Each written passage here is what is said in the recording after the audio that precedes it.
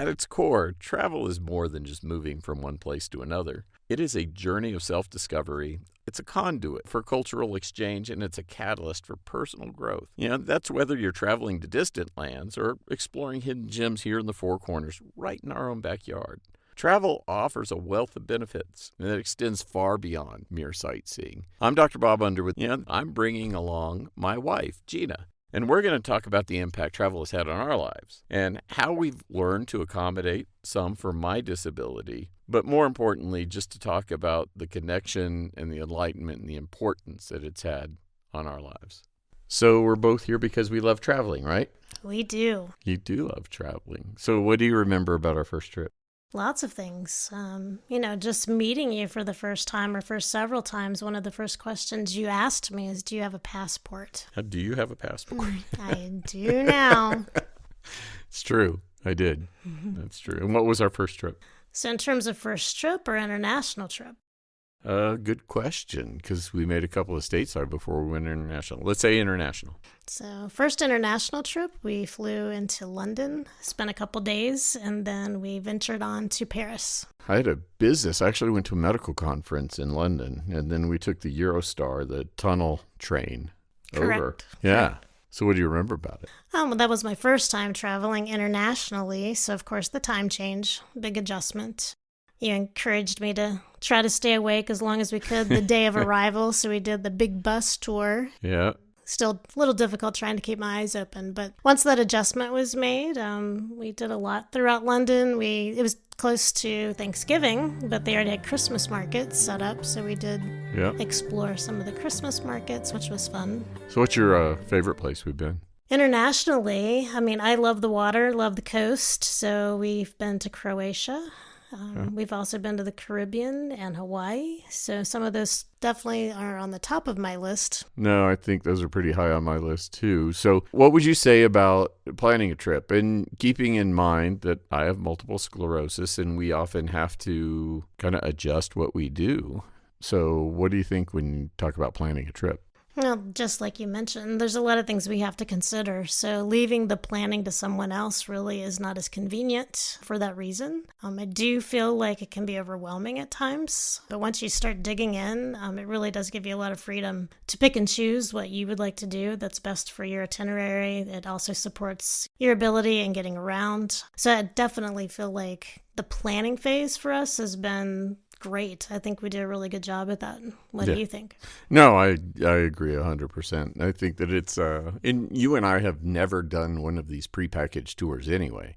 It's partly what we like to do, what we like to see, and the planning has become part of the fun. That's one of the things that we enjoy doing. It starts to build the anticipation. Sometimes 6-8 months ahead of time, we're already looking at the stuff we're going to be doing. Yeah, and I also feel like it just helps you to become more knowledgeable about where you're going. If you're actually having to dig into the details in terms of transportation, accommodations, attractions, you're learning so much about that particular location in that process, which I think makes the trip even more fun because you really go into it being informed. Yeah, what are the things we want to see when we're there? Stuff I didn't even know existed in this town. But as we research it, let's face it, we watch a number of YouTube channels sometimes before we go somewhere too now. So what accommodations do we make for my MS? Well, I personally feel like because we do the deep dive on our own, it really gives us the opportunity to look at distance between attractions, transportation between attractions, or even accommodations, airports, train stations. All of those things do matter when it comes to making sure that we're not stretching you farther than you can be stretched in terms of what you're capable of. Yeah, it's all about mobility. You mentioned it earlier as we were talking, and we really normally stay pretty close to a train station. When we're in Europe, we were at the St. Pancras station and at the Edinburgh station this last trip. We were in hotels right across from the train station, so less of a walk for me to go. go. And, it's really about my mobility. That's my disability. But other people might have a different disability that they need to account for. Agreed. And I think, because we, dig into the details on our own, we figure those things out firsthand. We quickly learn. I mean, most countries do have Uber services, but for example, Hungary does not. Yep. We didn't realize that till we got there. That was one of those kind of assumptions that we made, and we had to make other arrangements through taxis, which were available, but, we weren't expecting that. Right. How is travel therapeutic? I mean, the podcast, the Compass podcast, is really about building interest in things and building our own resilience. So how does travel meet that need for you? I think first and foremost, we travel together. It's quality time, which means everything to me. Yep. In addition to that, it's everything you're learning along the way. We gather so much information that we didn't know beforehand. And I think that's just a great way to dig in and actually explore an area is doing it firsthand. That's therapeutic to me. It's also like once you start the planning phase and you actually see it come to fruition, it's like, wow, we did this. Yeah. And look what we just did. Wasn't that fantastic? So that's therapeutic. Yeah, I definitely think that's true. And traveling together is really a big deal. You got to be able to cooperate when you travel together because things are going to go wrong. I mean, that's just part of travel. It teaches you patience. It teaches you how to accommodate for things that you didn't expect. And so you got to get along with the person who you travel with. You have to have good travel companions. And, we've traveled with our kids. And all of them, I think, travel really, really well. So how do you think it's therapeutic for me with MS? And I can postulate a little bit that part of it makes me stress my capability or stretch it a little bit, I think. But I also feel like it's really good for you because not only may it stretch your ability, but it allows you to feel and see that you can still go out and do things. And even if it's on a smaller scale sometimes, it still allows you to get out and explore, go places you've never been, see things you've never seen. And I think that's super important. Yeah, I'll agree. So we talked a lot about overseas, but it doesn't have to be out of the country or even out of the state. Yeah, since we've moved out to the mountain states, I mean, we've done a lot of exploring. And the great thing is so many things are a drivable distance. We've done a lot of things near here. Yeah, we have been to Las Vegas a couple of times for conferences and just for trips. And also Phoenix. Salt Lake City. So there's lots of places to explore around here, I think. So what's next on our agenda, on your agenda? Well, we did decide a couple years ago. We have traveled several times with as many children as we can, but they are now young adults. They're starting their own lives. So we thought it would be great to let them pick a place that they might want to go, and we actually take a trip each year with them individually. So last year, my daughter graduated from college, so we did a trip to celebrate that. Of course, this past New Year's Eve. Right. We took a trip with our granddaughter. So she is a big Moana fan. So that was a quick trip to Hawaii.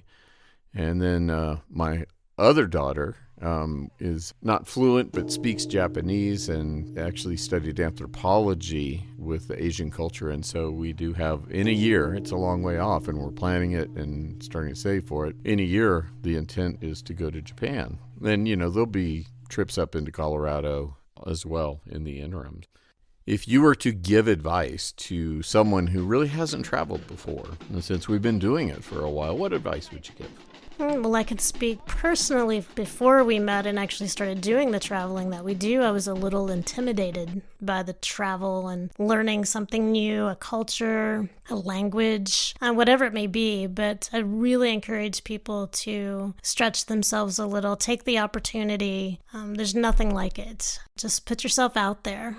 And it's a beautiful world. There's so much to see, and it does not have to be internationally. You could easily go and cross the state border into Colorado and create your own trip for a long weekend, and it can be just as enriching as, you know, getting on an airplane. It just, it can be very simple. It can be complicated. You pick that. But I strongly encourage you to get out there. It's so many beautiful things to see. Yeah, I agree. And my advice for anybody with a disability is to, make consideration for that and look at the things that you think you're capable of doing. I have, in fact, a YouTube channel that is called 2 Long Blocks, and it's specifically for people with disabilities who travel. And it's 2 as in the number number 2, long blocks, and that actually comes from a trip that we took. We had friends who worked for the State Department in Poland, and every time we would go somewhere, we'd say, how far is it? And the answer was always, well, it's 2 long blocks. A lot of times it was farther than that. But that's where we developed the name for a travel channel. It really is dedicated to people who have to have some kind of mobility accommodation, steps or distance, or,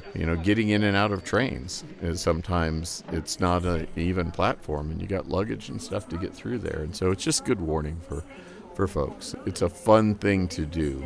So what have you found most rewarding out of all of it? It's all rewarding. I mean, I think the whole process altogether is rewarding. So we'll look forward to the next one. We're counting the airline miles now, trying to book them up so we can go on our next trip. And what do you say at the end of every one of your videos? It's a beautiful world out there. Get out and explore it. That's it.